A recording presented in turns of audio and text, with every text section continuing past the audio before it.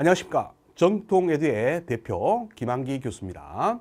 자, 2024년도 4회차 무선설비 산업기사 안테나 엔지니어링 기출문제를 풀어보도록 하겠습니다. 자, 이 기출문제는 제가 직접 시험장에 가서 시험을 치른 다음에요. 바로 복원된 문제로서 정확도가 90% 이상이다. 이렇게 말씀드릴 수가 있습니다. 물론 이제 토시도 틀리지 않고 복원한 건 아니고요. 핵심 문제와 답은 거의 정확하다. 이렇게 말씀드릴 수가 있겠습니다. 자, 1번 문제부터 한번 풀어보도록 하죠. 자, 1번 문제는 스미스 차트에 관한 문제예요. 그래서 스미스 차트를 사용해서 구할 수 없는 것은 이렇게 나왔어요. 1번이 실효 전력, 2번 반사계수, 3번 전압정제파비, 4번 정규화 임피던스 이렇게 나왔습니다. 자, 우리가 스미스 차트는 일정한 저항 온으로 되어 있죠. 스미스 차트를 이제 우리가 이론 때 공부를 하셨는데 일정한 크기의 저항 온으로 이렇게 되어 있습니다.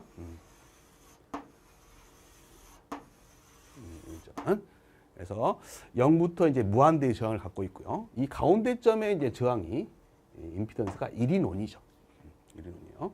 물론 이제 일정한 크기의 어드미터스 온도 있어요. 그래서 임피던스 온과 이제 어드미터스 온으로 이제 그려져 있고요.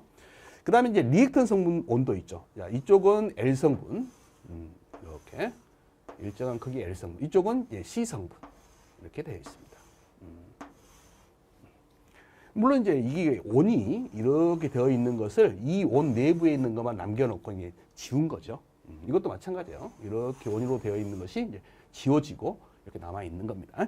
뭐 이런 것들은 이제 이론 때 다 배우셨으니까 이제 다 아실 거고요. 어떤 선로에 임피던스가 주어지고 부하 임피던스가 주어졌을 때, 그것을 이제 정합하기 위해서, 정합을 이제 구하기 위해서 쓰는 것이 스미스 차트다라는 거죠. 그래서 스미스 차트는 전송 선로의 임피던스 정합 목적이다라는 것도 알아두시기 바랍니다. 그래서 이제 주어진 어떤 부하 임피던스나 선로의 임피던스가 주어졌을 때, 그것을 특성 임피던스로 나눠요. 그래서 특성 임피던스가 이제 Z0가 55옴인 경우도 있고 75옴인 경우도 있어요. 그래서 특성 임피던스가 주어지면 그걸로 임피던스를 나누는 거죠.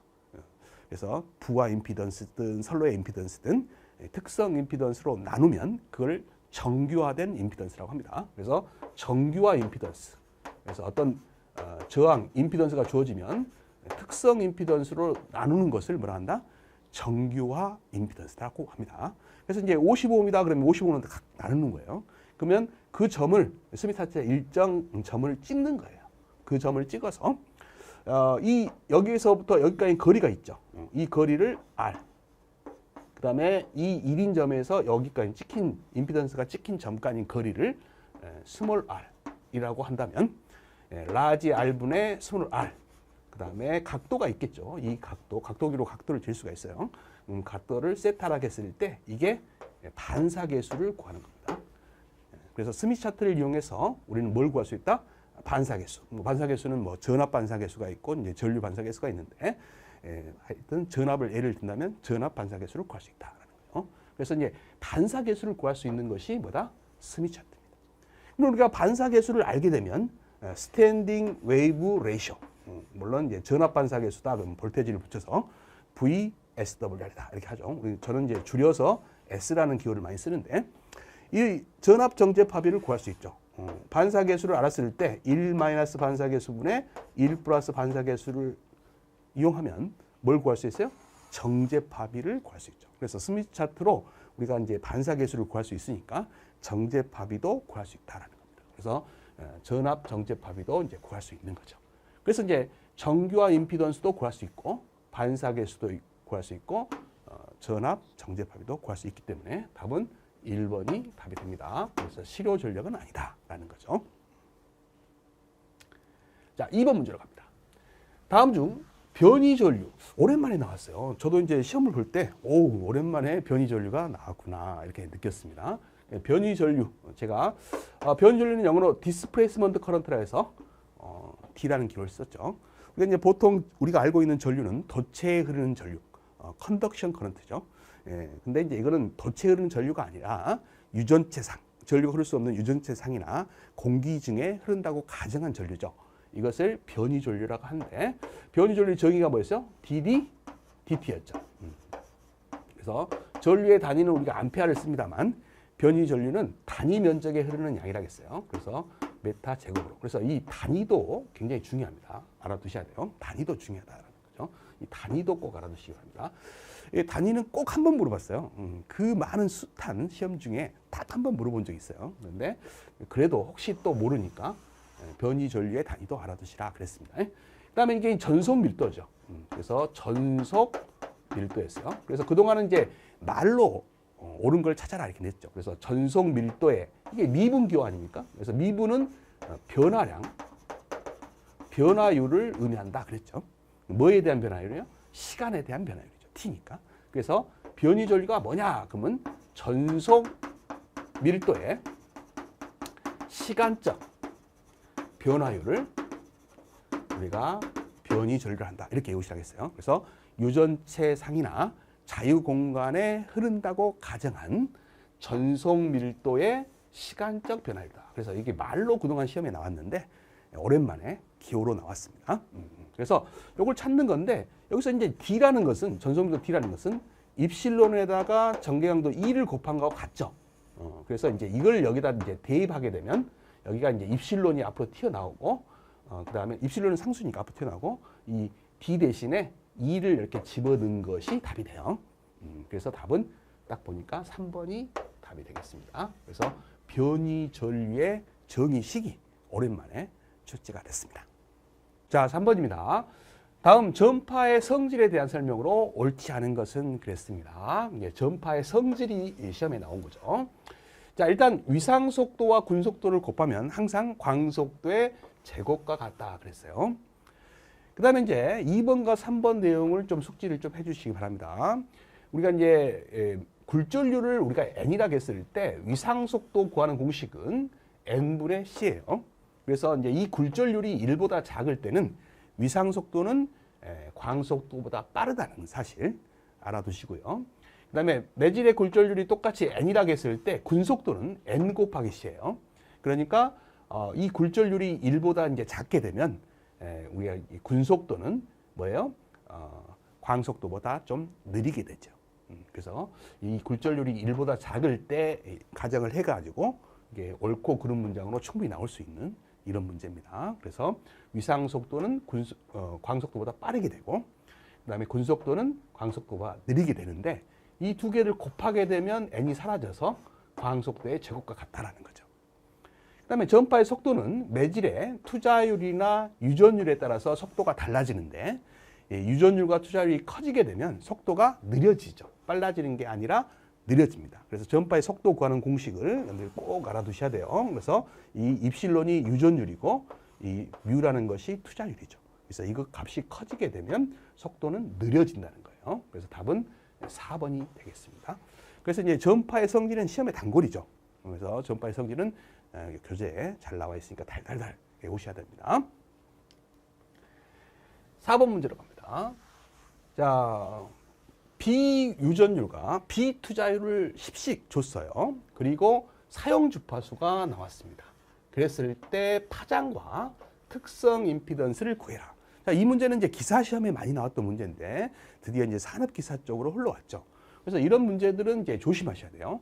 우리가 파장을 우리가 구할 때 람다는 F분의 C로 그동안 많이 구했어요. 이 C는 우리가 이제 전파의 속도가 자유공간일 때는 광속도와 같기 때문에 C라고 했지만 자유공간이 아닐 때는 C라고 하면 안 된다 그랬죠. 이걸 뭐라 했어요? 전파의 속도 V로 구해야 돼요. 이게 이제 자유공간일 때만 전파의 속도가 C하고 같으니까 C로 계산합니다. 그래서 이 문제는 V로 계산하셔야 돼요. 근데 전파의 속도가 주어지지 않았죠. 그러면 자유공간이 아니라는 것은 또 어떻게 알았습니까? 그러면 여기 비유전율과 비투자율이 둘 다 1이면 자유공간이죠. 근데 비투자율과 비유전율이 1이 아니면 자유공간이 아닌 거예요. 그죠? 그래서 전파의 속도를 먼저 구해야 돼요. 전파의 속도는 방금 앞에서 봤듯이 루트 입실론 뮤분의 뭐요? 1이죠.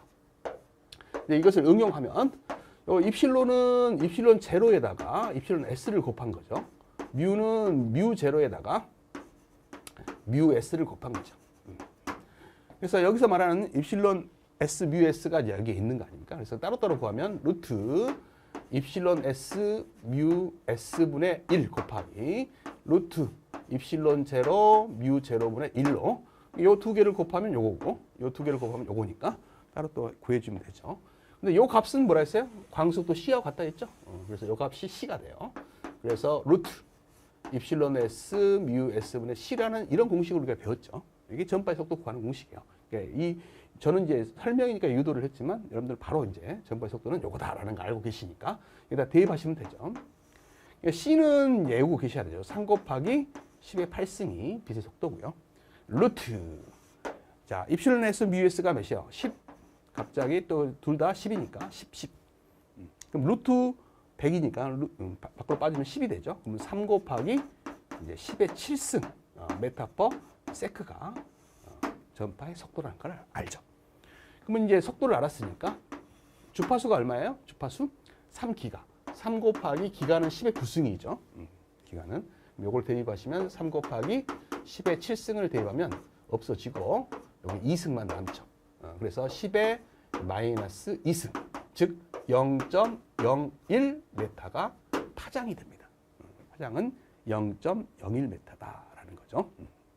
그러니까 이제 파장은 0.01 메타니까 요 둘 중에 하나가 되겠네요. 자, 그 다음에 두 번째는 특성 임피던스요. 우리가 만약에 특성 임피던스가 자유 공간이었다면 이런 때 많이 구해봤죠. 이것은 120파이, 377오hm 정도 되죠.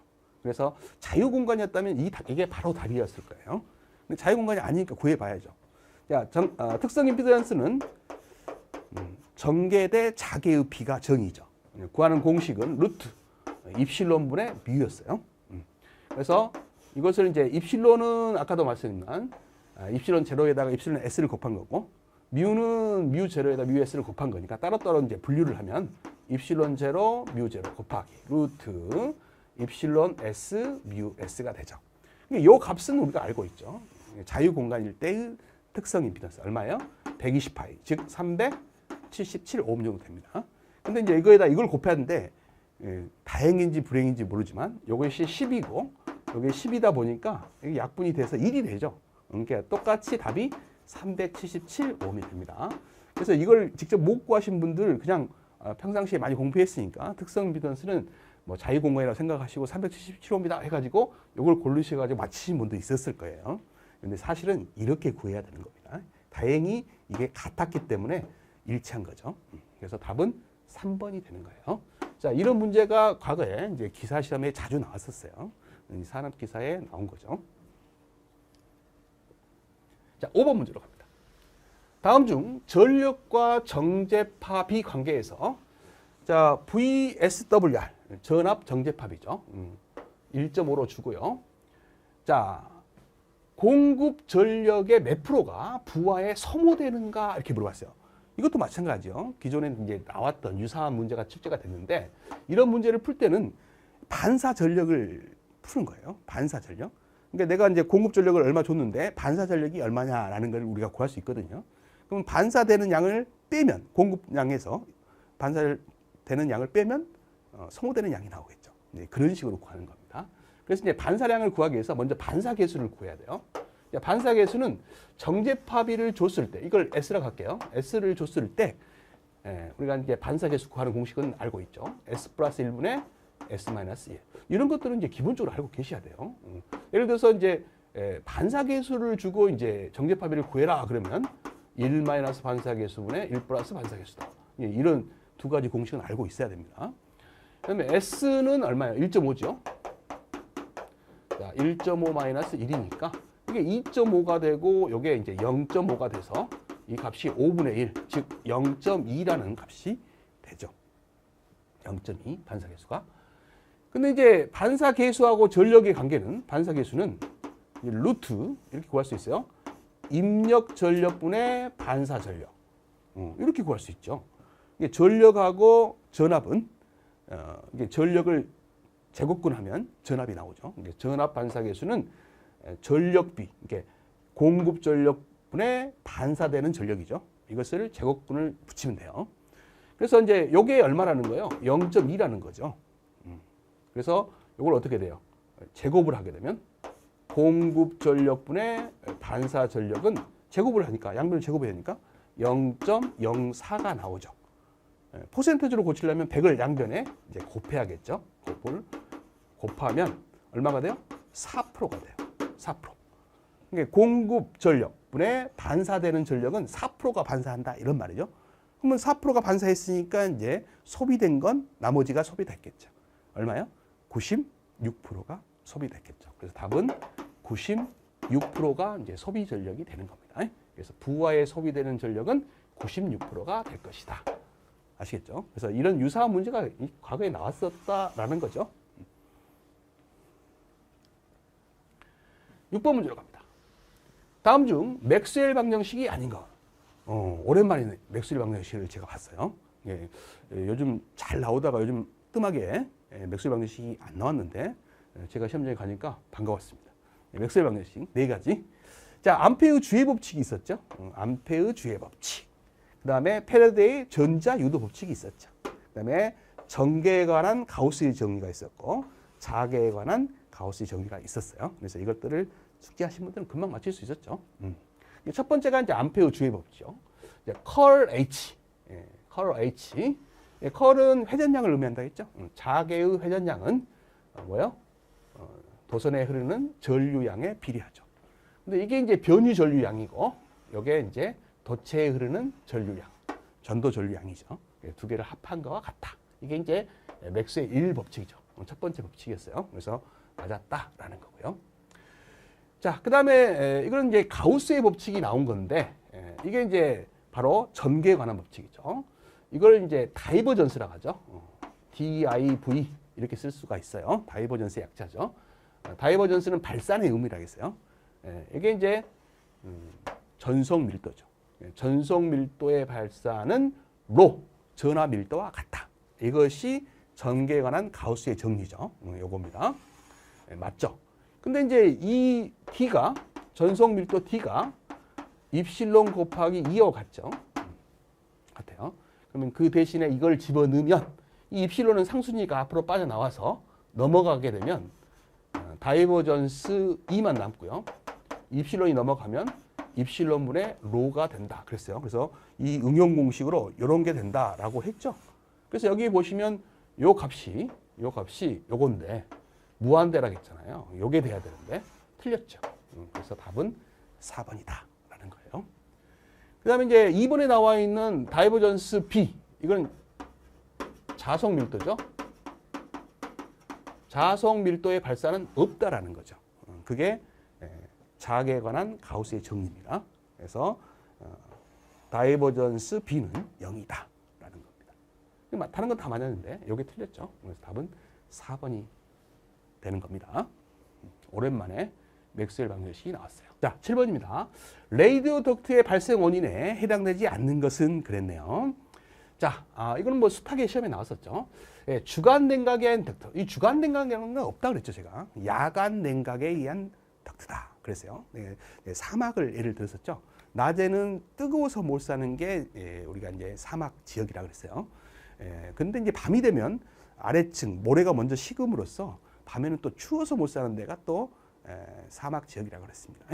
그래서 밤이 되면 아래층 공기가 갑자기 차가워짐으로써 공기에 역전층이 생겨서 레이디오 덕트가 발생한다. 그것을 우리가 야간 냉각에 의한 덕트다. 이렇게 말씀을 드렸습니다. 그래서 답은 이제 1번이 틀렸고요. 그다음에 전선에 의한 공기의 역전층이 생길 수 있죠. 여기서 말하는 전선은 38선이 아니라 그랬어요. 온난 전선, 한냉 전선 이런 전선들이 우리가 이제 이동해서 공기의 역전층을 만들게 된다라는 거죠. 그래서 생기는 레이디오 덕트가 있다. 그래서 전선에 의한 덕트. 그다음에 이제 이류죠. 공기가 이제 흘러 들어오는 거죠. 뜨거운 공기가 어떤 공기층에 스며들게 되면 공기의 역전층이 발생할 수 있다. 그때 생기는 레이디오 덕트를 이류에 의한 덕트다. 그랬어요. 그다음에 침강에 의한 덕트. 우리가 이제 고기압권, 저기압권 이런 말씀을 많이 들어보죠. 기압도 이제 우리가 이제 기후 변화를 일으키는 3대 요인이죠. 그래서 우리가 대륙권에서 기상 변화를 일으키는 3대 요인에 온도가 있고요, 습도가 있고 기압이 있었죠. 그래서 이제 기압의 변화를 일으켜서 공기의 역전층이 발생함으로써 생기는 레이디오 덕트를 침강에 의한 레이디오 덕트다 이런 말씀을 드렸어요. 그래서 아닌 건 1번이 됩니다. 그래서 이제 5가지 레이디오 덕트의 발생 원인이 있었죠. 전선에 의한 덕트, 그다음에 이류에 의한 덕트, 야간 냉각에 의한 덕트, 침강에 의한 덕트. 이거 말고도 대양상 덕트가 하나 더 있죠. 그래서 답은 1번이 되겠습니다. 8번 문제로 가죠. 단팥대입니다. HF대. 단팥대 원거리 통신에 이용하는 이유. 단팥대가 원거리 통신에 이용하는 이유가 뭐라겠어요? 우리가 이제 전리층 중에서 D층이 있고, 자, 2층이 있고, F층이 있다겠죠. 그래서 이 층의 높이는 좀 알고 계시라겠어요. 이 D층은 지상에서 60에서 90km 상공에 있고요. 2층은 100에서 120km 상공에 있죠. 그 다음에 F층은 200에서 400km 상공에 있다겠어요. 그래서 단팥대는 이 F층을 뚫고 가지 못하고 이게 반사해서 파가 전달된다라고 그랬죠. 그래서 이 반사파를 이용하는 주파수대가 단팥대다. 단팥대를 넘어서게 되면 전리층을 뚫고 가버리기 때문에 전리층을 이용할 수가 없다. 그래서 이제 바로 보내는 다이렉트파, 직접파를 이용할 수밖에 없어요. 그래서 직접파는 멀리 못 갑니다. 그래서 중계기가 많이 필요하죠. 그래서 중계기 없이 단일파로서 가장 원거리 통신이 가능한 주파수대가 단팥대다 그랬어요. 그래서 그 이유가 뭐냐? 그러면 이 전리층을 이용할 수 있기 때문이다 라는 거죠. 그래서 전리층 반사파를 이용하기 때문이다가 답이 되겠습니다. 그래서 답은 1번이 되는 거죠. 전리층 반사파를 이용하기 때문에 중계기 없이 단일파로서 가장 원거리 통신에 이용하는 주파수대가 뭐다? 단팥대다. 꼭 알아두시기 바랍니다. 답은 1번이 되겠죠. 자, 9번 문제입니다. 탑로딩이 나왔어요. 우리가 이제 탑로딩은 정관형 안테나에서 자세히 배우셨죠. 우리가 이제 4분의 람다 안테나, 장중파대의 기본 안테나죠. 그래서 이 길이가 이제 4분의 람다가 돼야 가장 좋은 길이에요. 장중파대에서는. 단팥대에서는 2분의 람다죠. 근데 이제 4분의 람다 길이를 만들어야 되는데 이 높이를 충분히 만들 수가 없어요. 이만큼의 높이를 어떤 이유에 따라서 설치하기가 곤란한 경우가 있겠죠. 그랬을 때 이 길이를 보상하기 위해서 여기다가 도너츠 모양의 정관을 설치한다. 그래서 이 도너츠 모양 생겼다 그래서 온정관형 안테나다 그랬어요. 그럼 이 정관을 설치한 목적이 뭐냐? 그러면 이 정관을 설치하게 되면 제가 여러분들 보여주기 위해서 이렇게 그랬지만 실제로 옆에서 보면 어떻게 돼요? 이 정관을 보면 이렇게 보이죠. 위에서는 도너츠 모양으로 보이지만 이렇게 옆에서 보면 이렇게 보일 거예요. 그러면 이 정관하고 이 지면, 땅하고 사이에 캐패시터 C 성분이 생긴다 그랬어요. 그래서 이 안테나가 갖고 있는 RLC 성분이 있는데 이 병렬 C 성분이 생김으로써 원래 이제 공진 주파수가 2파이 루트 LC분의 1이었는데 C 성분이 생겼잖아요. 병렬로 생기게 되면은 C는 더해준다고 했어요. 병렬로 생기면 C는 더해주는 거예요. 그러면 요 값이 커졌죠.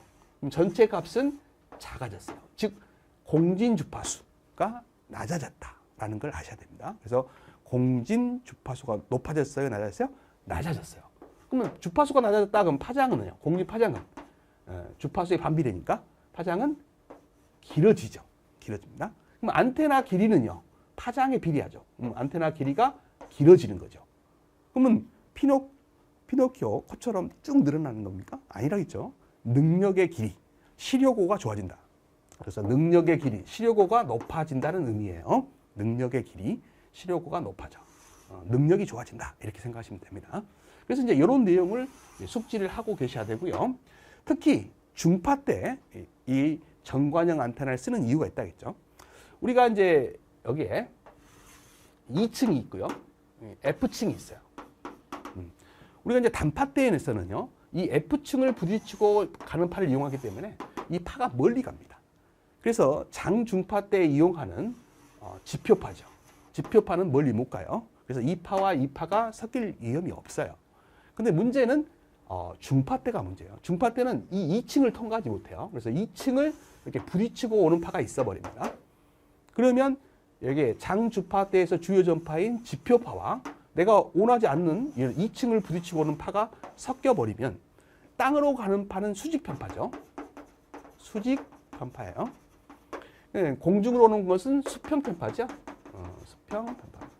두 개가 섞여버리면 타원형이 돼버린다 그랬죠.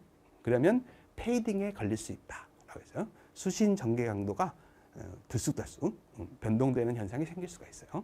그래서 이런 페이딩이 가까운 거리에 있다 그래서 근거리 페이딩입니다. 그래서 이런 것들을 제거할 목적으로 정관을 이렇게 씌워 놓는 거예요. 그러면 이 고각도죠. 높은 각도에 부딪히는 게 가깝게 오잖아요. 고각도 복사를 억제해 가지고 이게 여기서 복사가 못 되니까 이렇게 비스듬하게 복사가 되겠죠. 그러면 이렇게 반사를 하게 되면 더 멀리 갑니다. 그러면 지표파와 섞이지 않겠죠. 즉 페이딩을 막을 수가 있어요. 그래서 고각도 복사를 억제하여, 그죠? 근거리 페이딩을 경감할 목적으로 중파 때죠. 중파, MF 때, 중파 때 방송용 안테나로 사용되고 있는 게 뭐다? 정관형 안테나다. 이런 거 알아두시라겠어요. 이런 특징을 아시면 금방 풀 수 있죠. 자, 탑로딩의 특징으로 틀린 거 뭐요? 공진 주파수가 높아진 게 아니라 낮아졌죠. 낮아졌어요. 그래서 1번이 바로 틀렸는데요. 2번 같은 문장을 맞출 수 있냐라는 거죠. 고각도 복사나 방사가 같은 말이죠. 적고 수평 이득이 커진다. 맞는 거예요. 그 다음에 시효고가 증가하죠. 능력의 길이가 증가하죠. 그 다음에 안테나 높이는 등가적으로 높게 된다. 능력의 길이가 높아지게 된다. 이런 뜻이에요. 그래서 답은 1번이 틀렸다. 10번 문제로 가죠. 임계 주파수가 나왔네요. 그 다음에 사용 주파수가 나왔어요. 그리고 이제 전리층의 높이가 나왔네요. 그럴 때 도약거리를 구해라. 이 도약거리는 원래 이제 산업기사용보다는 기사용으로 많이 나왔던 문제예요. 이게 이제 기사용만 내다 보니까 이제 산업기사 새로운 문제가 필요했죠. 그래서 이렇게 나온 문제 같아요. 그래서 도약거리는 이미 기사에서는 여러 번 출제가 됐습니다. 그래서 도약거리 구하는 공식을 알면 금방 풀리는 문제죠. 그래서 2배의 H입니다. H라는 것은 이제 전리층의 높이죠. 그 다음에 F0라고 하는 것이 이게 임계 주파수예요. 이게 사용 주파수입니다. 그래서 그것의 제곱 마이너스 1이 도약거리 구하는 공식이에요. 그대로 넣어주시면 돼요. 그래서 임계 주파수가 4메가, 그래서 여기에 4 곱하기 10의 6승이 되는 거고요. 사용 주파수가 8메가, 8 곱하기 10의 6승이 되는 거죠. 그 다음에 전리층의 높이가 400km니까 400 곱하기 10의 3승이 되고, 이제 원래 2는 있었으니까 2 곱하기 이렇게 계산하시면 이렇게 나옵니다. 그래서 답이 얼마가 돼요? 1.386km. 답은 2번이 되겠네요. 계산은 여러분들이 해보시기 바랍니다. 자, 11번입니다. 다음 중 4분의 람다 수직 접지 안테나에 대한 설명으로 틀린 것은 그랬죠. 우리가 이제 2분의 람다 수평 비접지 안테나와 4분의 람다 수직 접지 안테나는 특징을 달달달 기본적으로 외우고 계셔야 돼요. 그래서 4분의 람다 수직 접지 안테나는 장중파대의 주요 안테나이기 때문에 중요하고요. 2분의 람다 수평 비접지 안테나는 단파대의 주요 안테나이기 때문에 중요하죠. 그래서 4분의 람다 수직 접지 안테나의 설명으로 틀린 거. 자, 일단 시료고 2파이분의 람다 중요하다 했죠. 2분의 람다는 파이분의 람다, 그죠? 4분의 람다는 2파이분의 람다. 자, 그 다음에 이제 장주파대 안테나의 기본형이죠. 단파대는 2분의 람다, 그죠? 장주파대는 4분의 람다죠. 그 다음에 수평연대 지향성은 무지향성입니다. 맞습니다. 수평연대 지향성은 무지향성이죠. 자, 수평연대 지향성은 무지향성이에요. 수평 방향의 지향성은 이 안테나를 중심으로 봐서 이렇게 일정하다, 무지향성이다 이 말이죠. 수직연대 지향성은 뭐예요? 안테나 이렇게 세우면 이런 모양이죠. 이렇게 하면 이제 구라겠죠. 그래서 방구라겠으니까 양쪽에 있다. 그래서 쌍방구역이라고 하죠. 그래서 4분의 람다 수직접지 안테나는 수평연대 지향성은 무지향성이고 수직민의 지향성은 쌍방구역이다 라는 거죠. 자, 고유파장. 이 고유파장 구하는 거 꼭 외우시라 했죠. 자, 우리가 2분의 람다하고요 4분의 람다 안테나에 고유파장이 얼마냐 이렇게 물어보면 제가 이렇게 외우라 했어요. 이 람다를 놓고 넘기면 람다는 안테나 길이의 2배가 나오죠. 람다를 놓고 이렇게 넘기면 람다는 안테나 길이의 4배 아닙니까? 이게 이제 고유파장의 길이에요. 그래서 고유파장은 2분의 람다는 안테나 길이의 2배가 답이고요. 그 다음에 4분의 람다는 안테나 길이 몇 배? 4배가 답이에요. 그래서 이제 이런 식으로 외우면 안 잊어먹는다고 그랬죠. 그래서 이거는 4분의 1배가 아니라 4배 됩니다. 그래서 답은 4번이 틀렸다. 가볍게 맞출 수 있는 거죠. 자, 12번 문제로 갑니다. 자, 심굴접지입니다. 접지 방식은 시험에 안 빠지고 나오죠. 그래서 심굴접지예요. 설명으로 틀린 것은 그랬어요. 자, 심굴접지는 접지 저항이 한 15옴 정도 된다 그랬죠. 그래서 우리가 이제 장주파대에서는 접지 저항이 너무 커서 문제라겠죠. 그래서 접지 방식은 접지 저항을 줄이려고 이제 생각한 방식이에요. 첫 번째가 심굴식이 있었고요. 그다음에 방사상 접지가 있었죠. 접지가 있었고, 그다음에 다중 접지가 있었어요. 이 세 개는 이제 도전율이 좋은 접지하기가 이제 비교적 좋은 곳에 접지하는 방식이고, 이런 접지가 불가능한 지역에 이제 접지하는 방식, 카운터 포이즈죠. 포이즈. 우리말로 가상 접지가 있었죠. 그래서 접지 4가지는 꼭 숙지를 하셔야 돼요. 심굴식은 한 단위 길이당 15옴 정도 소전력용으로 쓴다 했어요. 그다음에 방사접지는 이제 5옴 정도. 그다음에 중전력용이죠. 그리고 다중접지는 1 내지 2옴 정도 된다 그랬죠. 그래서 얘는 대전력용으로 사용된다. 그랬어요. 그다음에 이제 대지의 도전율이 극히 나쁜 곳이 있죠. 수풀이 우거진 곳이라든지 바위산으로 되어 있다든지 옥상 위라든지 뭐 이렇게 접지하기 곤란한 곳이 있어요.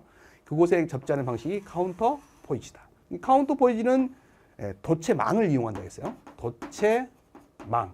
이 도체망의 높이는 사람 키에 닿으면 안 된다 그랬죠. 그래서 약 2.5m 이상으로 설치해야 된다는 게 이제 법으로 나와 있고, 접지 원리가 이제 변이전류, 도체망에 흐르는 변이전류로 이용해서 변이전류 성분을 이용해서 땅의 접지 효과를 얻는다. 변이전류 원리를 이용한다. 그리고 도체망이 넓을수록 접지 효과는 크다. 뭐 이런 그 내용을 알고 계셔야 돼요. 그래서 이게 도전율이 극히 나쁜 정상적으로 접지하기 어려운 곳에 접지하는 방식이다. 이렇게 알고 계시면 되겠죠. 그래서 이제 접지 저항의 15옴 전후인 것이 심굴식이다. 맞고요. 그다음에 수분이 많고 대지의 도전이 양호한 경우에는 이런 심굴식이나 방사접지나 다중접지를 이용하는 거죠. 그다음에 소전력의 송신용으로 이용돼. 맞죠? 소전력용이 심굴식이다. 맞죠? 그다음에 지상고가 2.5m 이상, 그다음에 그물망을 이용하고요. 그물망과 대지 사이에 변이전류를 흐르게 하여 접지하는 접지 방식은 뭐였어요? 가상 접지, 카운터 포이즈를 말하는 거죠. 그래서 답은 3번이 틀렸고요. 자, 안테나 가까운 지점에서 물이 나올 정도의 깊이의 동판, 구리 동자죠. 봉판을 매설하고 그 주위에 수분을 잘 흡수할 수 있는 목탄을 집어넣어서 접촉 저항을 감소시킨 방식이 뭐예요? 심굴식이죠. 그래서 심굴식은 땅을 제가 깊게 판다겠어요. 그래서 깊을 심자를 쓴다겠죠. 그 다음에 깊게 굴을 판다 해서 심굴식이고, 우리나라는 땅을 파면 물이 나온다 했잖아요. 그래서 물이 스며들지 못하도록 동판으로 감싸 놓는다.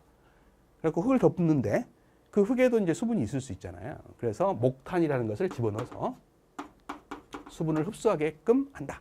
그랬죠. 그래서 동판, 목탄 이런 말이 나오면 심굴식이다. 이런 기초 이론을 배웠어요. 답은 이제 3번이다라는 거예요. 13번으로 가죠. 안테나 반사기예요. 이 반사기가 붙으면 어떻게 될까요? 자, 안테나가 이제 이렇게 있는데, 자, 예를 들어서 팔자 지향성을 갖고 있는 안테나다. 그러면 앞뒤로 파가 나가잖아요. 근데 이제 반사기를 뒤에 둬가지고 이 팔을 한쪽으로 몰았다. 그러면 이 지향성이 이쪽에 합쳐져서 이렇게 빔이 예리하고 아주 고지향성의 안테나를 얻을 수가 있겠죠. 그래서 고이득, 고지향성의 안테나를 얻을 수 있게 하는 방법이 여기에 반사기를 둬가지고 빔을 한쪽으로, 팔을 한쪽으로 보내는 거죠. 그래서 이런 반사기를 이용하게 되면 뭐가 좋아져요? 지향성이 아주 좋아집니다. 그래서 지향성을 갖도록 만들기 위해서 반사기를 이용하는 거죠. 답은 3번이 되겠어요. 우리가 이제 광대역성을 얻는 방법도 여러 가지가 있었어요. 특히 이제 자기 상사형, 안테나를 이제 급전점을 가운데 놓고 양쪽을 대칭적으로 이렇게 만들게 되면 광대역성을 띈다겠죠. 이런 안테나가 대표적인 게 대수 주기형 안테나다. 그랬고, 우리가 이제 꽃갈콘 모양의 안테나가 있죠. 이런 것도 이제 양쪽으로 이렇게 대칭적으로 만들게 되면 어떻게 돼요? 광대역성을 갖습니다. 자기 상사형으로 만들게 되면 또 광대역성을 얻는다는 거, 그런 특징도 덤으로 알아두시면 좋을 것 같아요. 자, 접지 저항을 이제 작게 하는 것은 아까 방금 전에 배우셨잖아요. 접지 방식을 이제 심굴식이라든지 다중 접지라든지 뭐요? 방사상 접지라든지 뭐 이런 거를 쓰는 거죠. 그래서 이제 이거는 장중파대에서 이용하는 거죠. 14번으로 갑니다. 헤르츠 다이폴에서 이 헤르츠 다이폴이 뭐예요? 미소 다이폴 안테나를 말하는 거죠. 미소 다이폴 안테나를 헤르츠 다이폴 안테나 이렇게 말한다고 했어요. 발생하는 전자계에 관한 내용으로서 사용 주파수가 이제 주어졌는데 정전계보다 복사계가 커지는 지점. 그러니까 정전계가 복사계보다 커진다든가 작아지는 그 변화점이 어디라고 했어요? 0.16 람다인 점이죠. 여기 지점에서 복사계, 정전계, 정전계, 유도계가 같아지는 점 아니에요? 그래서 안테나로부터 이제 멀어지게 되면 복사계 성분이 커지고 안테나 쪽으로 가까워지면 정전계 성분이 커진다 그랬어요. 그래서 이제 이 점이 기준점인데 그 점을 물어보고 있는 거예요. 그래서 정전계보다 복사계가 커지는 그 경계점은 어디냐? 그러면 0.16 람다인 지점이다. 그럼 람다만 계산하면 되죠. 그래서 람다는 F분의 뭐예요? C다라는 거죠. 그래서 계산을 하시면 0.16에다가 F가 얼마예요? 사용 주파수가 1 메가헤르츠네요. 메가죠. 1 곱하기 메가니까 10의 6승이죠. C는 3 곱하기 10의 8승이죠. 그럼 이렇게 약분이 이제 되면 2승이 되죠. 그러면 이제 공 두 개를 여기에 보면 16에다 3을 곱하면 이거는 48이 나오네요. 그래서 답은 4번이 되겠습니다. 그래서 이제 안테나가 딱 이렇게 있다라고 한다면 안테나로부터 요 지점 48m 떨어지는 지점에서 복사계,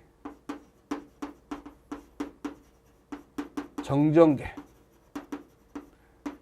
유도계가 같아지는 점이죠. 그래서 이게 이쪽으로 가까워질수록 안테나 부근에는 정전계 성분이 다른 성분보다 커요. 근데 이제 멀어질수록 이런 것들은 금방 사라지고 복사계 성분만 남게 되죠. 그래서 우리가 통신을 할 때는 복사계 성분을 이용해서 통신을 하게 됩니다. 그래서 이제 이 복사계 성분은 거리가 멀수록 다른 것보다 주성분이 되는 거죠. 물론 이제 복사계 성분도 거리가 멀어지면 줄긴 하는데 다른 것들이 빨리 줄어서 없어지고 복사계 성분만 남더라. 이런 내용을 배웠어요. 그래서 이 세 성분이 같아지는 점이 0.16 람다인 지점이다. 라는 거죠. 15번으로 갑니다. 다음 중 잡음지수에 대해서 나왔네요. 그러니까 이번 회차는 잡음지수가요. 다른 과목에서도 나왔어요. 근데 이 과목 안테나에서도 또 나왔어요. 그래서 잡음지수가 두 문제나 나왔던 회차입니다. 잡음지수, 노이즈 피겨죠. 자, 어떤 증폭기가 있다. 그러면 입력 쪽에 SMB와 출력 쪽에 SMB가 있어요. 이게 증폭기다. 그러면 입력은 인풋의 약자 I를 쓰고 출력은 아웃풋의 약자 O를 쓴다면 이것은 어떻게 구하는 거예요? SMB의 비율인데 출력 SMB분의 입력 SMB다. 그랬어요. 이게 보통은 입력분의 출력인데 노이즈 피겨는 출력분의 입력이다라는 거 잊지 마시라겠죠. 그래서 이 값이 1일 때가 가장 좋다. 이 증폭기가 전혀 잡음이 없다라는 뜻이에요. 그래서 이게 1인 게 좋은 거고요.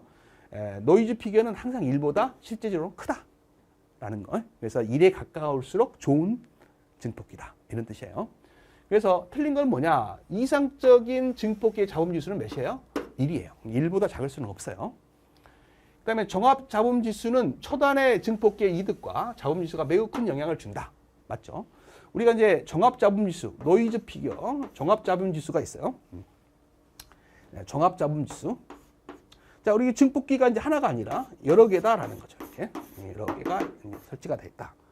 그때 첫 번째 증폭기의 잡음지수를 F1, 이걸 F2, F3, 그다음에 첫 번째 증폭기의 이득을 G1, G2, G3 뭐 이런 식으로 한다면 전체 잡음지수는 F1 플러스 G1분의 F2 마이너스 1이에요.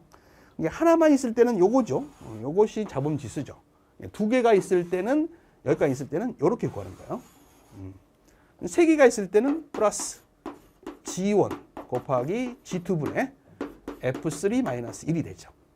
세 개 이상 안 나오니까 뭐 하나 더 있다 하면 G1 곱하기 G2 곱하기 G3분의 F4 마이너스 1이 될 거예요. 그죠?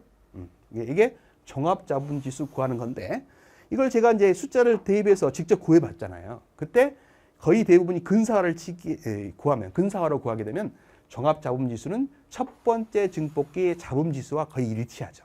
근사를 하게 되면. 그래서 첫 번째 증폭기의 잡음지수가 전체 잡음을 좌우하더라. 이런 내용이 중요하다 그랬어요. 그래서 그 말이에요. 종합 잡음지수는 초단의 증폭기의 이득과 잡음지수가 매우 영향이 크다. 그래서 초단의 증폭기의 잡음지수와 이득이 전체 잡음지수를 좌우하더라라는 거죠. 자, 그다음에 잡음지수 NF는요. 자, 입력 쪽과 출력 정에서 자, 출력분의 입력이죠. 맞죠? 그다음에 종합 잡음지수를 개선하기 위해서는 전치 증폭기를 둔다. 무슨 말이에요? 우리가 종합 잡음지수를 구할 때 첫 번째 증폭기의 성능이 중요하잖아요. 그러니까 첫 번째 증폭기를 두게 되면 유리하다 이 말이죠. 그런 뜻이에요. 자, 그래서 답은 몇 번이다? 1번이다. 자, 16번 갑니다. 전리층의 임계주파수. 자, 임계주파수는 시험에 단골이라겠죠. 잘 나오는 문제예요.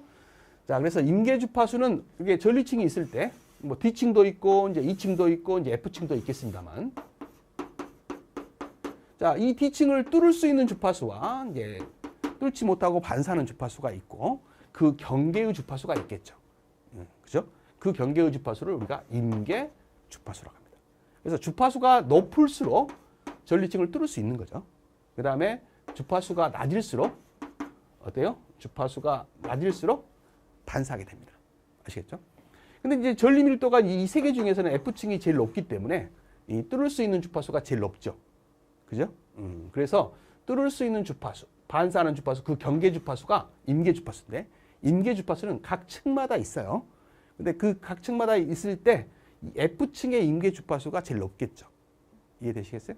그래서 임계 주파수의 이제 정의와 그 다음에 특징들을 이제 아셔야 됩니다. 그래서 우리가 이제 많이 공부했었죠. 임계 주파수의 정확한 정의는 이 전리층을 뚫을 수 있는 주파수와 반사하는 주파수의 경계 주파수예요. 그래서 임계 주파수는 수직 입사파에 반사되는 주파수와 투과되는 주파수의 경계 주파수로 정의를 합니다. 근데 이제 이런 중간 주파수가 이제 있을 수가 없죠. 왜냐하면 이제 팔을 발사하면 뚫든지 반사될지 둘 중에 하나지 이게 머물러 있는 주파수는 없죠. 그래서 이제 이거는 이상적인 정의고요. 실제는 뚫을 수 있는 주파수 중에서는 가장 낮은 주파수가 임계 주파수에 근접하다. 그 다음에 반사하는 주파수 중에서는 가장 높은 주파수가 임계 주파수에 가장 근접하다 그랬죠. 그래서 실제는 전리층에서는 반사되는 주파수 중에서는 가장 높은 주파수라고 할 수 있고 그 다음에 투과되는 주파수 중에서는 가장 낮은 주파수라고 할 수 있다. 그래서 정의가 3개가 되는 거예요. 그래서 하나만 골라라 그러면 이걸 고르시는 거고 아닌 걸 골라라 그러면 3개를 제해서 골라야 된다. 이런 말씀을 드렸죠. 그 다음에 이제 임계주파수의 정의는요, 또 하나. 자, 임계주파수는 각 층마다 이제 임계주파수가 다르다겠죠. 특히 이제 F층의 임계주파수가 2층보다는 높고요. D층보다는 또 2층이 높고요. D층의 임계주파수가 제일 낮죠, 이 중에. 그런 걸 아셔야 돼요. 그래서 각 층마다 임계주파수는 다르다는 거. 그 다음에 굴절률이 0일 때의 주파수를 우리가 임계주파수라고 정의하는 겁니다. 그래서 굴절률 구하는 공식이 이건데 0을 놓고 풀면 이 주파수가 임계주파수가 되는 거예요. 그래서 임계주파수 구하는 공식이 9배의 루트 n이다. 이 n이 전리층의 최고 높은 전리 밀도죠. 그래서 이렇게 구한다는 것까지 정리하시면 임계주파수가 끝나는 거죠. 이걸 알고 있다면 금방 구하는 거 아니겠습니까? 틀린 걸 구해라. 자, 굴절률이 무한대가 아니라 굴절률이 0인 때의 주파수가 임계주파수예요. 그래서 답은 1번이 금방 나오죠. 자, 전리층을 반사하는 주파수 중에서는 가장 높은 주파수죠. 전리층을 통과하는 주파수 중에는 가장 낮은 주파수죠. 절증에서 수직 입사파 우리가 투과되는 파의 경계 주파수를 임계 주파수라고 하죠. 그래서 옳은 걸 골라라 그러면 정확하게 이거가 이제 답이 됩니다. 근데 아닌 걸 골라라 했기 때문에 이게 답이 되는 거죠. 아시겠죠? 자, 17번 문제입니다. 자, dB 문제는 빠지지 않고 나오고 있어요. 그래서 전개 강도가 주어지고요. 이걸 dB로 표현하면 얼마냐 그랬어요. 우리가 이제 dB를 표현할 때 전력은 10노구, 전압과 전류 성분은 20노구를 취한다는 걸 아시면 돼요. 전개 강도는 전압 성분이니까 20노구를 취하는 거예요. 그래서 20 로그. 전개 강도는 기본 단위가 1 마이크로볼트 퍼 메타라는 거. 이걸 또 아셔야 돼요. 그래서 이게 10 볼트 퍼 메타다. 그럼 그냥 계산하시면 되죠. 그래서 20 로그. 이제 마이크로는 10의 마이너스 6승이죠. 그러면 10이잖아요. 계산하시면 이게 이제 분자로 가면 10의 6승이 되죠. 그러면 이게 1승이니까 더하면 10의 7승이 되잖아요. 로그 성질에서 7이 앞으로 가서 곱해지면 140이 되고 로그 10은 1이니까 답은 140 dB가 된다. 답은 3번이 된다. 라는 겁니다. 그래서 기본 단위가 1 마이크로볼트 퍼 미터라는 것만 아시면 쉽게 구할 수 있는 문제였다. 자, 18번입니다. 이제 이런 문제가 전에도 나왔었는데 이번에도 나왔더라고요. 다음 문장 가로에 들어갈 용어가 아닌 거 그랬어요. 전자파 장애 문제가 발생했을 때 하는 데에는 기본적으로 뭐가 동시에 존재하는 경우이며 이를 전자파 양립성이라고 하는 EMC죠. 그래서 EMC가 발생하는 3대 요인을 구해라 이런 말이죠. 그러면 전자파가 이제 만들어지는 발생원이 있겠죠. 그것이 이제 영향을 받는 어떤 또 장치가 있을 거 아닙니까? 그 다음에 이제 발생원으로부터 그 전자파 방해를 받는 전자기기까지 전달되는 어떤 경로가 있겠죠. 이해되시죠? 그래서 3대 요인은 이거예요. 장애원입니다. 전자파를 발생하는 장치죠. 그 다음에 이제 감응체라 해서 그 영향을 받는 장치를 감응체라고 하는 거예요. 그 다음에 이제 이 발생된 전자파가 여기 감응체까지 오는 경로가 있겠죠. 그것을 결합 경로다 이렇게 말을 합니다. 아닌 것은 4번이 되겠습니다. 그래서 EMC 발생 원인 3가지 3대 요인이에요. 장애원, 감응체, 결합 경로 이렇게 알아두시면 되겠습니다. 자, 19번 문제입니다. 전자파 흡수율의 기준 단위는 그랬네요. 요즘 들어서 이제 전자파 흡수율 이런 것들이 이제 시험에 많이 나오죠. 기본 단위는 와트 퍼 킬로그램입니다. 답은 3번이에요. 자, 그래서 전자파 흡수율이 뭐냐도 이제 알고 계셔야 됩니다. 그래서 전자파 흡수율은 SAR이라는 단어를 쓰는데 전자파가 인체 조직에 흡수되는 에너지의 비율을 수치적으로 나타낸 거다. 이렇게 알아두시고 단위는 뭐다? 와트 퍼 킬로그램이다. 꼭 알아두시기 바랍니다. 그래서 이제 전자파로 인해 인체의 유해 정도를 판단하기 위해 측정되며 법적으로 규제하고 있는데요. 우리나라의 경우에는 전자파 흡수율 안전 기준은 요거라는 것도 알아두세요. 1.6 와트 퍼 킬로그램입니다. 요것도 알아두시기 바랍니다. 국제적으로 이제 사용되는 기준은 2와트 퍼 킬로그램입니다. 근데 이제 국제 기준보다 우리나라 기준이 더 엄격하다라는 뜻이에요. 더 엄격합니다. 그래서 1.6 와트 퍼 킬로그램입니다. 이 값도 좀 알아두시기 바랍니다. 자, 20번 문제입니다. 이게 이제 신규 문제 같아요. 다음 중 국내 전자파 인체 보호 기준에 따라 전자파 강도 기준에 적용되지 않는 전기 설비의 주파수 대역은 뭐냐? 이거 뭐예요? 딱 봐도 상식적으로 60Hz죠. 왜? 이거 가정에 쓰는 전원의 주파수예요. 그래서 1번이 예외적입니다. 그래서 전자파 인체 보호 기준 법령이 있어요, 국내. 제가 이제 해설에 달아놨는데 이게 법령입니다. 그래서 여기 보시면 이 주파수 범위에 따라서요, 이런 전자파 강도 기준이 적혀 있습니다. 근데 이제 보충 설명이에요.